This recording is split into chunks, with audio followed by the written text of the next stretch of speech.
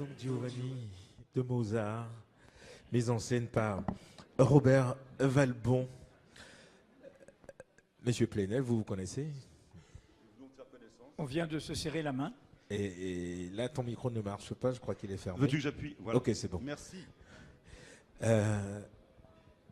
C'est magistral. De toute façon, on aura l'occasion samedi prochain de découvrir un extrait évidemment de cet opéra qui est l'opéra des opéras et qui a été spécialement créé, qui viendra se jouer ici et qu'on aura l'occasion de vivre entièrement le 8 juin prochain.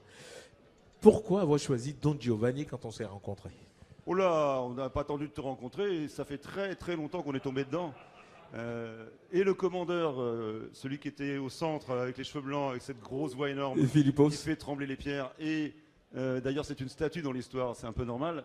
Et Don Giovanni, Frédéric, qui est comme moi, le Porel, nous sommes tombés dedans petits. Ça nous a bercé toute notre enfance et ça nous a donné le goût du théâtre et du chant. Et Don Juan, il est en train de tomber dans le gouffre, là. Don Juan tombe dans la bière, je crois, là, il va boire un coup. Il tient comme ça. En fait, ça dépend de la mise en scène. On fait un peu ce qu'on veut. Nous, on va pas le faire tomber dans le gouffre.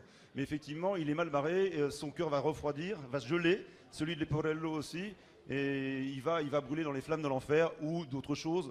Mais en tout cas, il va être puni pour sa mauvaise conduite. Mais notre point de vue de mise en scène va un petit peu moderniser tout ça. Et on a un regard un peu particulier sur Don Juan.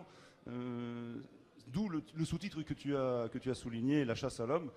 Don Juan n'est pas, pour nous, n'est plus le personnage immoral condamné par toutes les églises du monde, parce que ce qu'il fait, c'est pas bien, qui drague tout le monde.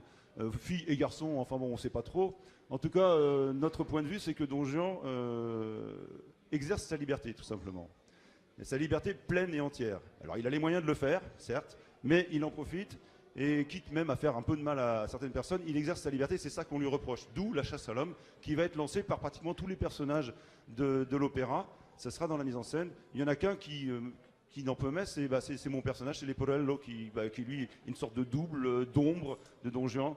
Et il y a d'ailleurs pas mal de duos qui sont savoureux. Forcément. Samedi prochain à 17h30 ici.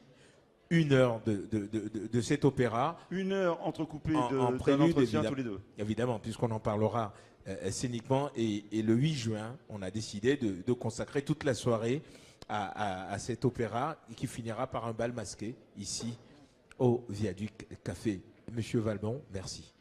Je vais quand même citer, donc Philippos Vazakas, le commandeur, Frédéric Albou, Don Giovanni.